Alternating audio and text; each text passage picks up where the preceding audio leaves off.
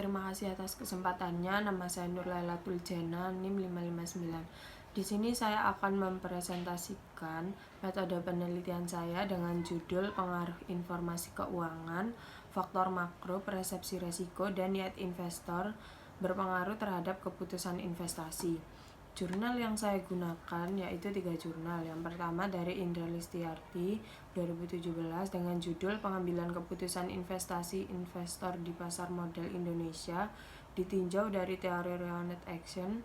Dan yang kedua Siti Mar'atu Rasida dan Wiwi Lestari tahun 2013 dengan judul Religiusitas dan Persepsi Resiko dalam Pengambilan Keputusan Investasi pada Perspektif Gender.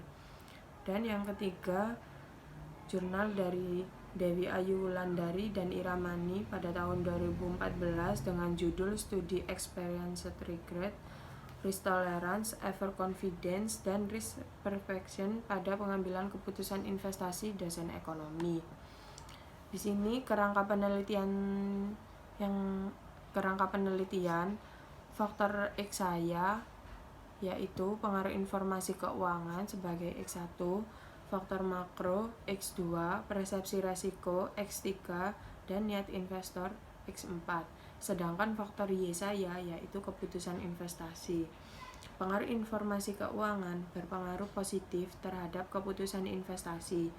Faktor makro berpengaruh negatif terhadap keputusan investasi. Persepsi resiko berpengaruh negatif terhadap keputusan investasi. Niat investor berpengaruh positif terhadap keputusan investasi.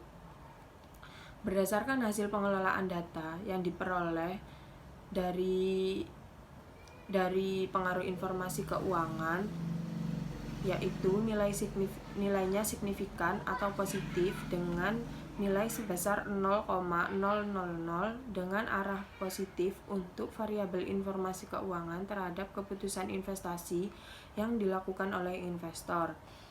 Bahwa informasi keuangan merupakan faktor yang berpengaruh terhadap perilaku investor ketika mereka melakukan keputusan investasi saham di pasar modal. Investor mempunyai keyakinan bahwa informasi keuangan bermanfaat bagi mereka untuk memprediksi dan merealisasikan harapan yang diinginkan, mampu untuk menyediakan prospek perbandingan manfaat dan biaya dari kepemilikan sekuritas. Sedangkan faktor makro berpengaruh tidak signifikan atau negatif terhadap keputusan yang dilakukan oleh investor dalam investasi saham dengan nilai signifikasinya sebesar 0,681. Dengan hasil yang tidak signifikan ini mengindikasikan bahwa perubahan di faktor makro tidak berdampak terhadap keputusan yang diambil oleh investor ketika mereka akan menginvestasikan dananya di pasar modal. Yang ketiga, persepsi resiko. Persepsi resiko ini dinilai dari seseorang pada situasi beresiko di mana penilaian tersebut sangat bergantung pada karakteristik psikologis dengan keadaan orang tersebut. Modifikasi ini dilakukan untuk disesuaikan dengan kondisi responden. Dengan pernyataan berskala 1-5, angka 1 menyatakan sama sekali tidak beresiko, sedangkan angka 5 menyatakan sangat beresiko. Dari hasil yang saya gunakan dalam metode penelitian ini, persepsi resiko negatif atau tidak signifikan karena hipotesis penelitian ini ditolak, dengan kata lain tidak berpengaruh pada pengambilan keputusan investasi. Yang keempat yaitu nilai investor berpengaruh positif dan signifikan terhadap keputusan investasi dengan nilai signifikan sebesar 0,000. Niat yang dimiliki oleh investor akan mendorong mereka dalam melakukan keputusan investasi saham. Semakin kuat nilai yang dimiliki oleh investor, maka akan semakin besar peluang investor untuk segera melakukan keputusan investasinya.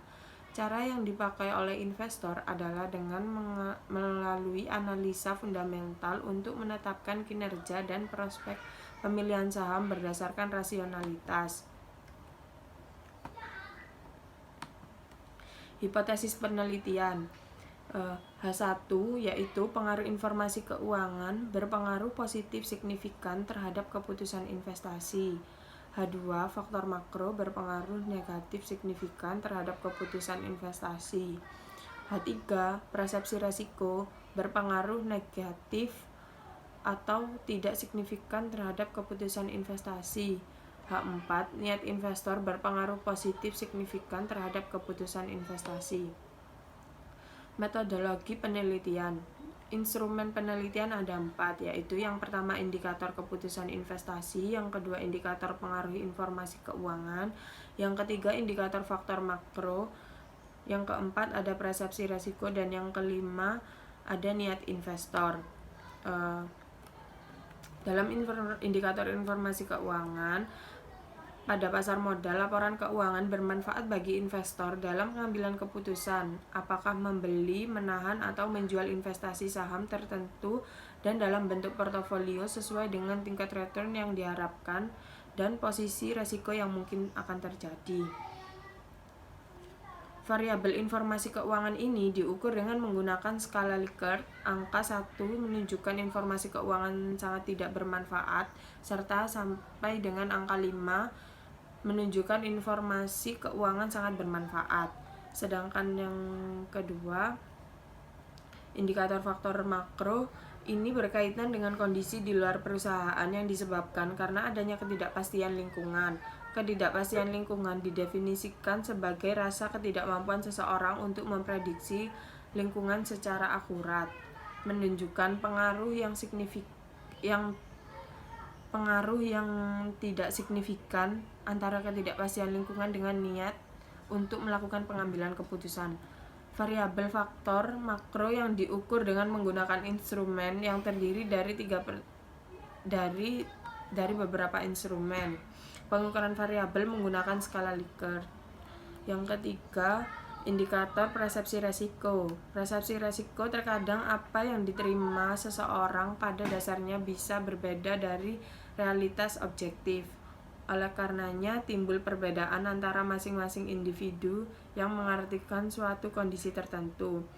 Persepsi resiko terhadap resiko memainkan peran penting dalam perilaku manusia, khususnya terkait pengambilan keputusan dalam keadaan tidak pasti. Variabel persepsi resiko ini diukur dengan menggunakan skala Likert.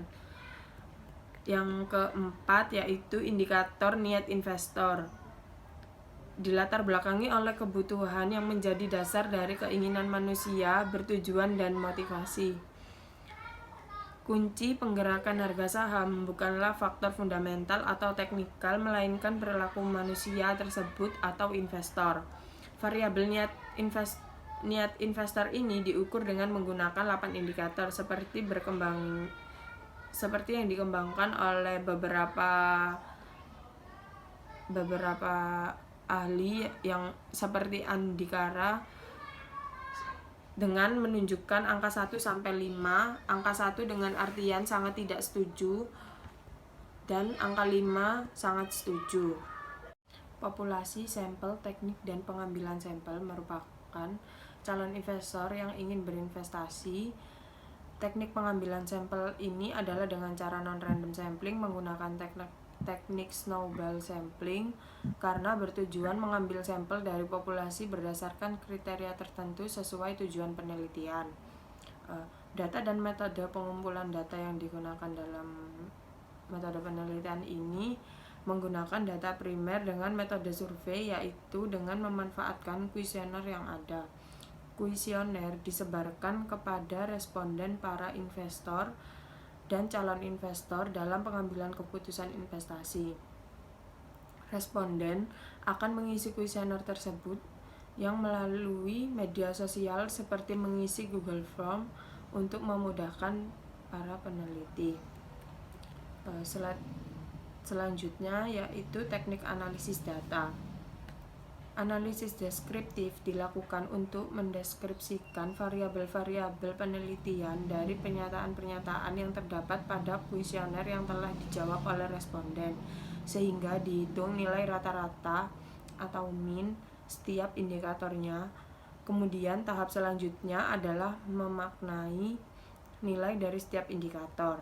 Nilai rata-rata tersebut dinilai berdasarkan interval kelas yang dicari melalui rumus, yaitu C sama dengan XN dikurangi X1 dibagi dengan K, di mana C sama dengan interval kelas atau lebar kelas, XN yaitu nilai observasi terbesar, X1 yaitu nilai observasi terkecil, sedangkan K adalah jumlah kelas.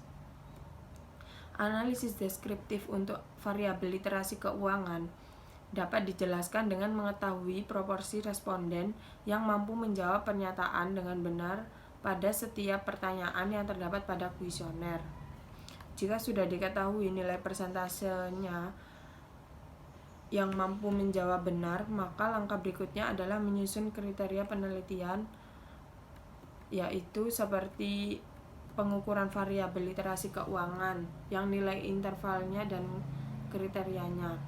Jika nilai intervalnya kurang dari 60%, maka kriterianya sangat kecil. Jika nilai intervalnya 60% sampai dengan 79%, maka nilai kriterianya sedang.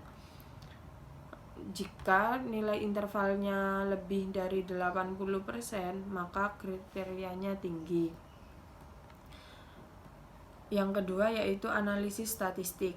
Analisis statistik digunakan untuk mendukung analisis deskriptif supaya memperoleh hasil yang lebih baik.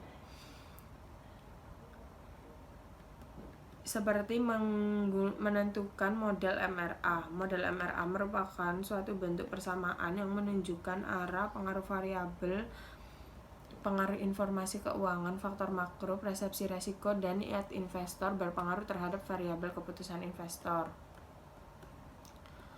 Terima kasih. Sekian dari saya. Wassalamualaikum warahmatullahi wabarakatuh.